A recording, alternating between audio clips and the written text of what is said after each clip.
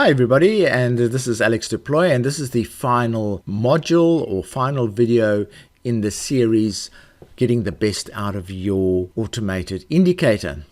And we've been looking at the RSI indicator, and if you look on the screen, there are the 8 modules in this process of getting the best out of your indicator. So what we did is in video 1 we had a look at the functionality of the indicator, what it does, how it works. Then we got to understand the settings for the automated indicator. It's very important that you understand the settings. The user manual is probably the best source of explanation for those settings. Then we, using the knowledge of 1 and 2, we then started creating possible strategies on how to use the automated RSI. We then set up our testing by starting with our own broker, making the most use of our own broker data and expanding the data to the point where the broker will not supply any more. We then started testing the RSI functionality in terms of making sure that what we expect the automated RSI to do is in fact happening by looking at the charts and making sure that the trades are occurring at the right places and that the stops and targets and all that type of thing. So very important that you check the functionality of your automated indicator from 2 perspectives. Firstly, to make sure that the tool works properly, but secondly, your understanding of the settings is correct. Then we did some high-level profitability testing, and I must stress this is high level. I only did 3 months of testing, but that's enough for me. I need to quickly understand whether a automated indicator works or it doesn't, and this actually brought out some really good results, very robust results, very few losses in that testing process, so pretty happy about that. And then we went and refined that process by adding trailing stops and day of the week and times of the day and all those kind of refinements we then added. And we are now at the point of assessing the process and results. So let's do that. Remember, the objective of these testing is basically to determine the profitability and the robustness of the automated indicator. And we came up with results that generated 800 pips in over a 3-month period. And also the results were quite robust in that there were very few negative results, even although we had used quite wide-ranged settings.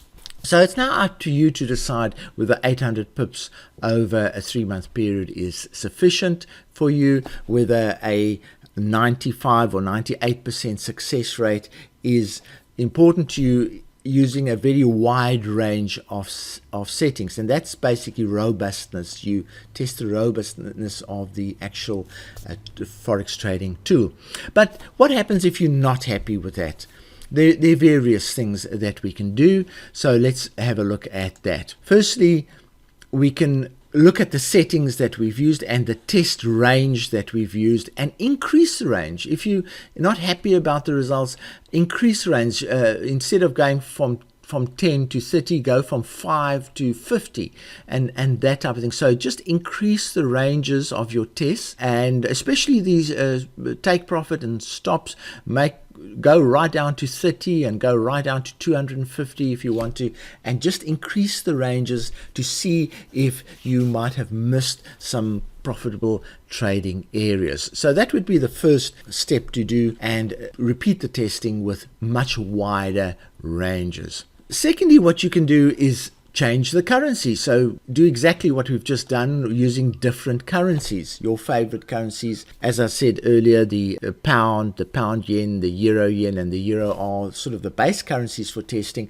but you can expand that to test up to 12 or more currencies. So that's the one thing that you could do. The other thing is we have been testing the 4-hour chart. You can try the weekly charts, the daily charts, the 1-hour charts. So you can change the time frames for your testing. If you do change the time frames, I suggest you repeat the whole process completely. The time frames have quite a massive impact on trading results. And also remember that when you get to the scalping type of phases, then the time of day actually becomes not a filter for added value at the end, but a critical setting for the automated indicator. So we can change the currency, we can change the time frames, and we can try other settings. This particular example only looked at one particular strategy. You can now try a whole lot of other strategies. We can try and exit using the RSI settings and different variations of the RSI settings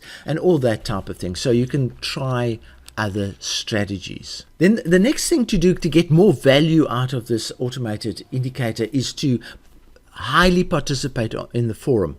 Ask as many questions as you like. Share the strategies that you've come across that are good and the ones that are bad with fellow traders on the forum. Share your trading results, actual trading, or even your back trading results. Discuss other trading approaches on the forum.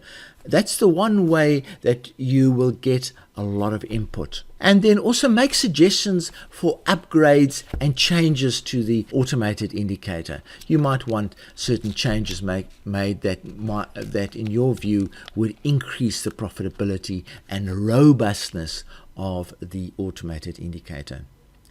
So visit the forum, play a participative role, ask questions, and get lots of value from that activity.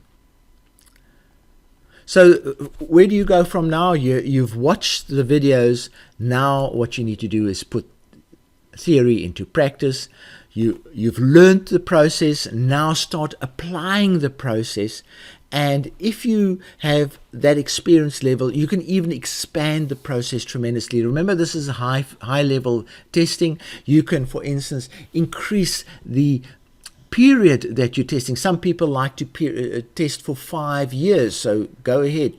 If you can get enough data to test for 5 years, certainly increase your period of testing to the level that will give you personally the confidence that you need to test the automated indicator. There are also other more advanced testing methods, systematic roll forwards and all kinds of advanced things. Please remember that this kind of testing is at best only a guide into the future. We cannot predict the future.